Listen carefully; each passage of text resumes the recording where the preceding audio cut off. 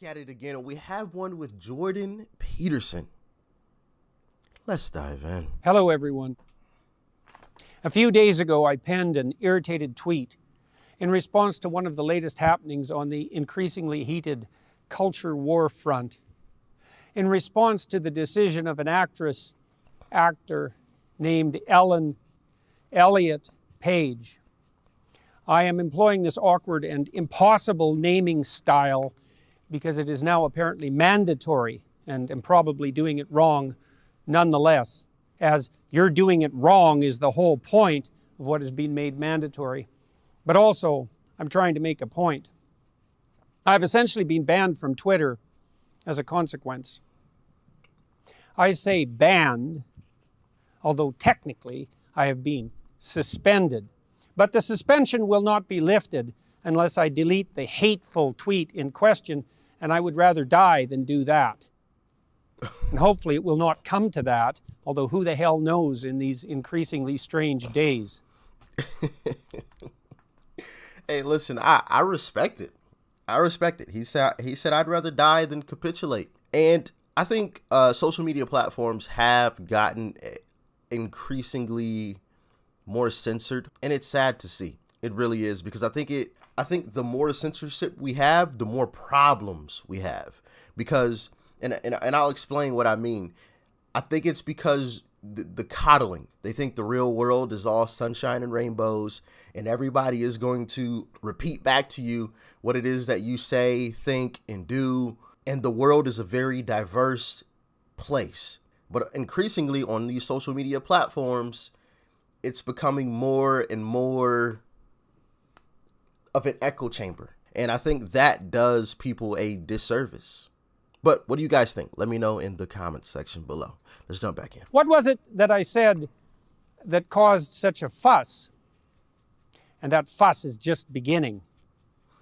And even more importantly and complexly, what exactly was it that I said that resulted in the ban? Here's the tweet in question. Remember when pride was a sin?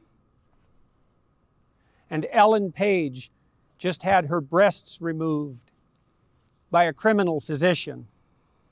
Then a link to a story that detailed out the happenings.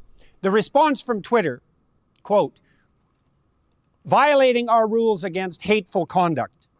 You may not promote violence against, threaten, or harass other people on the basis of race, ethnicity, national origin, sexual orientation, gender, gender identity, religious affiliation, age, disability, or serious disease.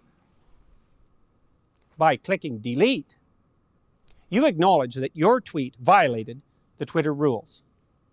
Delete. If you think we've made a mistake, submit an appeal to us. Please note that should you do so, your account will remain locked while we review your appeal. Let's take this apart. First, it is clearly the case that I did not promote violence against or threaten anyone with my missive. So that leaves the arguably lesser sin of harass. Let's assume, since I wasn't informed, that that was the crime. And further, harassment on the basis of so-called gender identity sits... How would that even be considered harassment? And that's a serious question. He said, do you remember when pride was a sin and whatever just got her boobs chopped off by some. How is that harassment? Unless he had been, what I would consider harassment is like just going at that individual consistently over and over and over and over again. If he just made that post and kept it pushing, how would that be considered harassment? Somebody please let me know. I'm honestly curious. Let me know in the comment section, please, because that one confuses me a little bit, and maybe there's something there that I'm not reading between the lines with, but yeah. Twitter did not do me the favor of actually specifying my crime, and there are many possibilities on that front. We unfortunately have to guess at why this has occurred, and that's actually a big problem in and of itself, and also indicative of the utter carelessness of the Twitter organization with regard to the propriety of its own censorial actions. I should at least know exactly what I did wrong if I am required to acknowledge that my tweet violated the Twitter rules. What rules, agree with you that. sons of bitches? Exactly. Precisely. Because such things matter when the accusations start flying. So what did I say that might constitute harassment? Well, many things, hypothetically. Let's begin with, remember when pride was a sin? Although that is merely a factual statement, because under the old rules, applicable even a decade ago, pride was a sin and had been recognized as perhaps the cardinal sin for thousands of years previously. It still might be regarded as unacceptable to the woke authoritarian moralists who now insist, for example, that we celebrate Pride Month, not hour or day or week, but month, and who have literally called it Pride Month instead of LGBT plus month or whatever else alphabet acronym which is currently insisted upon as the only acceptable enlightened terminology. I don't regard pride as a virtue. It has been classically regarded as a sin. I don't see that sexual orientation or sexual desire of any sort is something to celebrate or to take pride in. And so what I said was merely a fact. Now, it's possible that I hurt someone's feelings because I pointed out that pride goes before, for example, a fall, but I don't care about that, would do it again. And also consider it my duty to warn those who are about to fall into a pit that the path they are on leads suddenly downhill. But that was probably not the reason that I was banned from Twitter, although, as I said, I am in the position of having to guess. Also, I do think that Twitter should be required to tell you specifically what it is that you violated. Like, be specific. Like, tell me, where in my tweet did I violate your terms and services? And I don't think that'd be a difficult thing to do, because I would assume that these are individual people that are taking a look at these tweets and, you know, deciding to suspend accounts or ban accounts and things like that. So it wouldn't be very difficult to do, to, you know, hey, this is the part that, you know, we felt was in violation of this part of, you know, our terms of service. I think that would make things a whole lot better. But unfortunately, I doubt that will ever happen. And I think it's to give them more leeway in rulings, because if they don't specify, then they can just kind of, you know, make up their own kind of rules a little bit. But hey, you guys, let me know what you think. This is just all speculation. Next phrase to interrogate. And Ellen Page. Now, why did I stop there? Because in all likelihood, it was this seemingly innocuous phrase, including the name of a well-known actress, there I'm in trouble again, that likely resulted in my ban. I committed the fatal crime of what has come to be known in the appalling sensorial terminology of the insane activists as dead naming, which is the act of referring to someone who has transitioned, another hated piece of jargon and slogan, by the name and by the inference, the gender, really the sex, that everyone knew them by previously, and in the case of Ellen/Elliot, that millions of people recognized and knew. So I should have either called him, her, they, Elliot, instead of Ellen, although as we will discover, that would have made it impossible for me to say what I wanted to and need to say in the remaining phrases. Not that such a problem would bother those who are objecting to my speech in the first place. The next phrase is, just had her breasts removed. This bit suffers from a very similar problem. I employed the forbidden pronoun her when Elliot, Ellen, is now to be regarded as a he or else. But there's a conundrum here, to say the least, and not just for me, although I have been banned because of it. Was Elliot/Ellen a she or a he, or Ellen or Elliot, when she or he or they, that's Elliot or Elian by the way, had his or her or their breasts removed? If he or she was a he, then why was it necessary to have the mastectomy? And how could those I am writing to make sense of what I was saying if it was his breasts that were removed.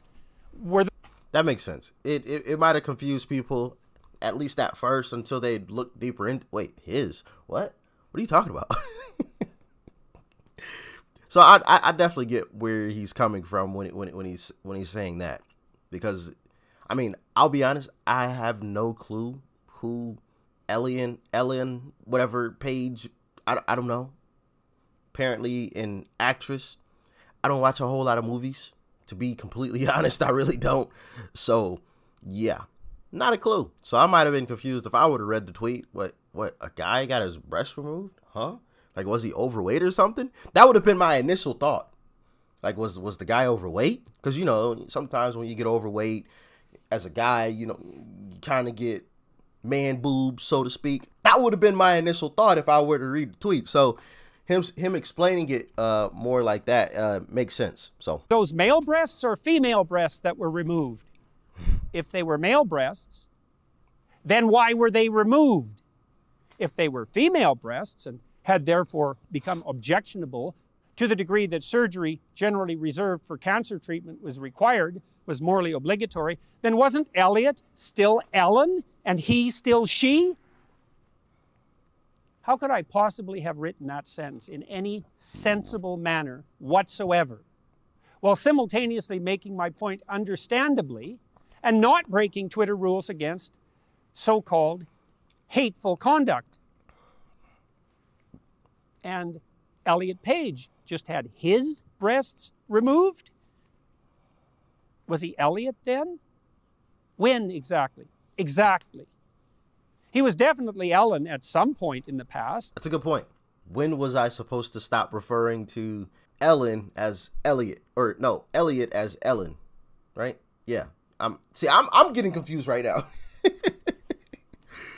When exactly in the timeline can I not refer to Elliot as Ellen? That makes sense. Makes sense. If anybody has a good, concise answer, let me know in the comment section. Or so indicate all his, her, them, their film credits. Will all those have to be reshot since they employed the hated dead name?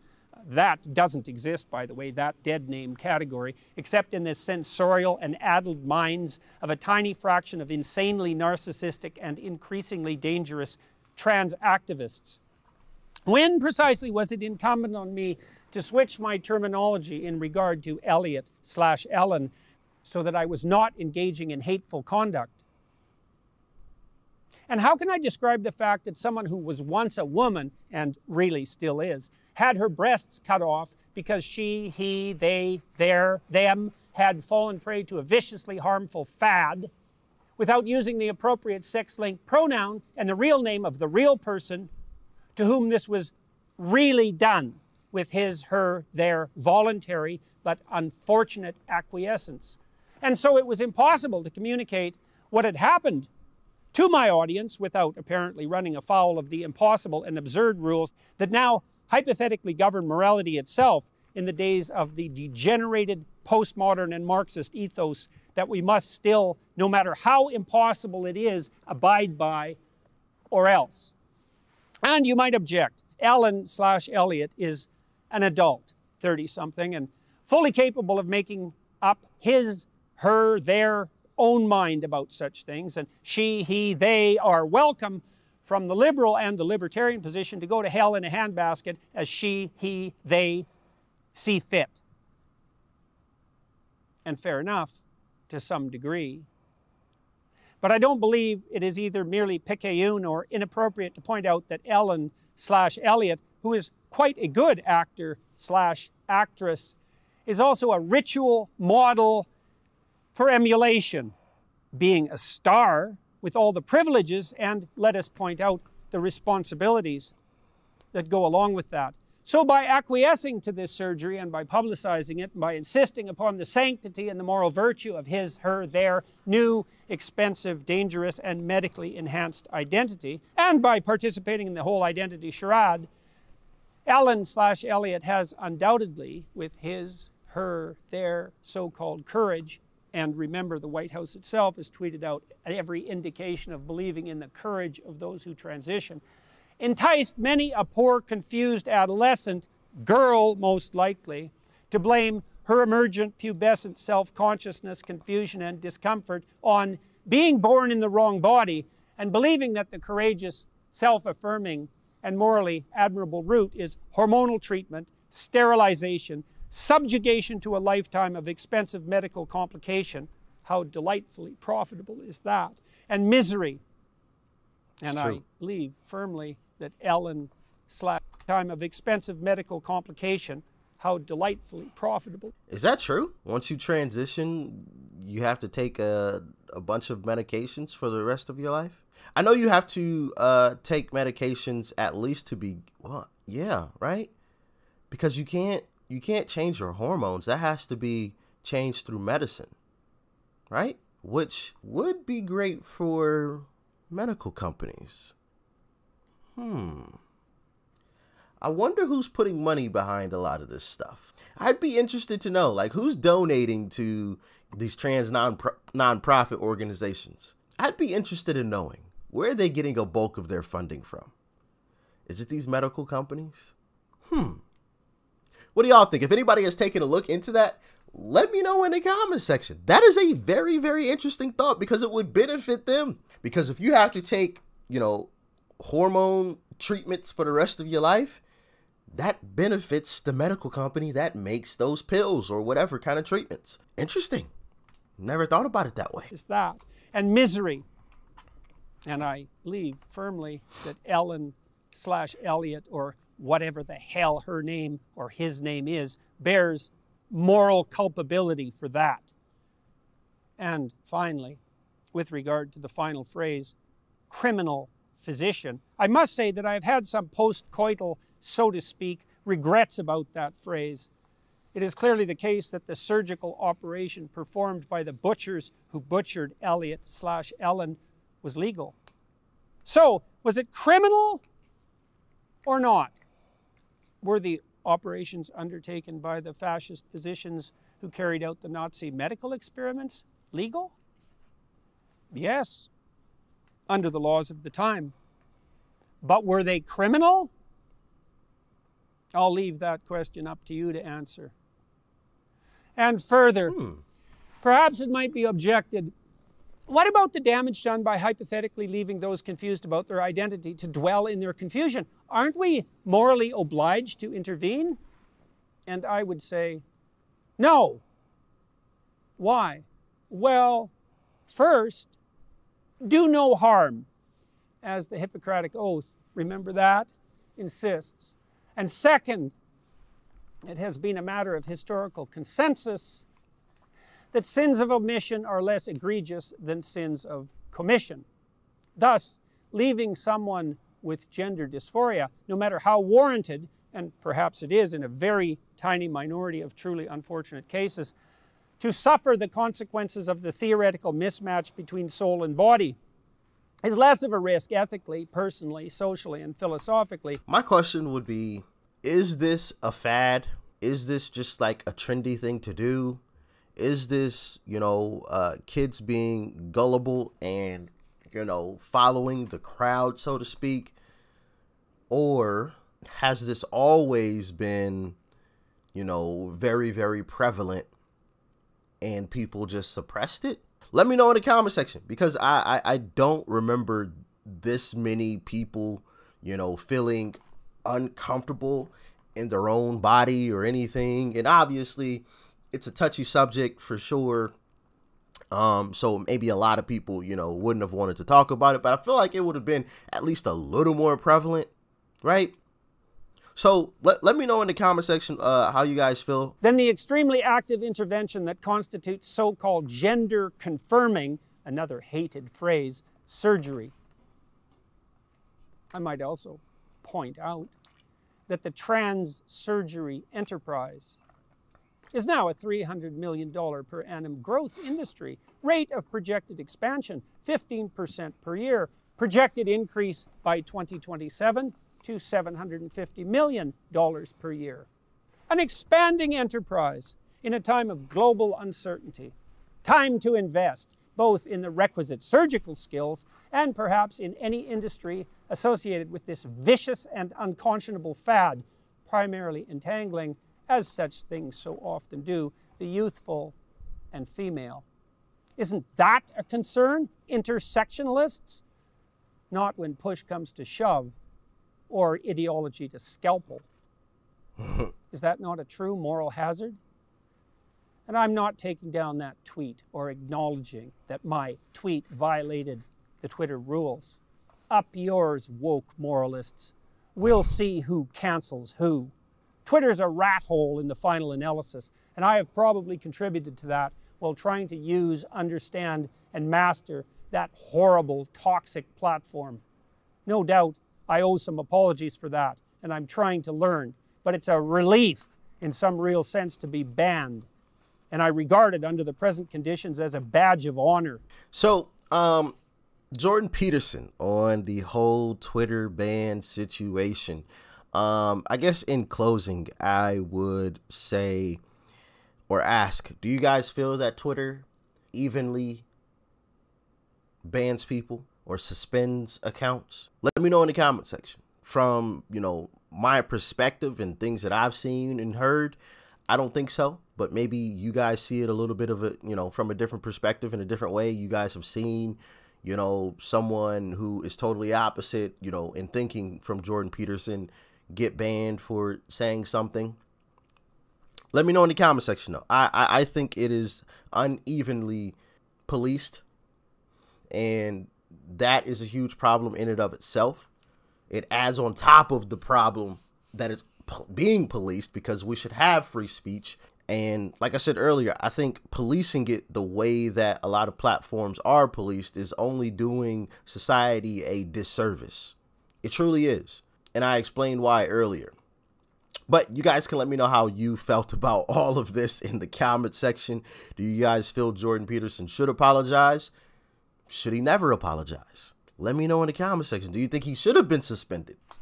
Talk to me. Talk to me. I gave you guys all of my thoughts about the whole situation.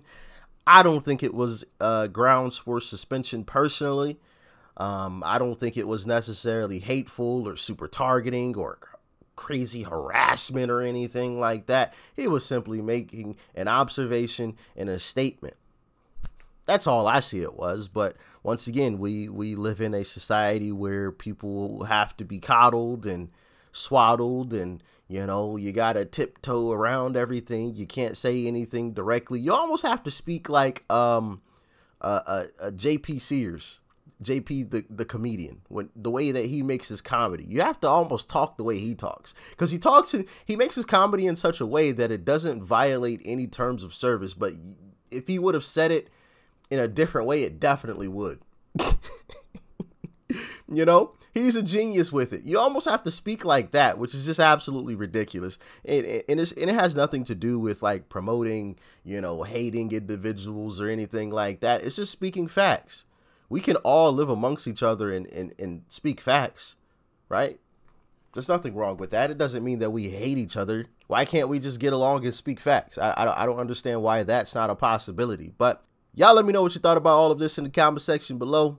Like, share, comment, and of course, hit that subscribe button before you go. It's right up over there, and it's totally free. Peace and love. I'm out.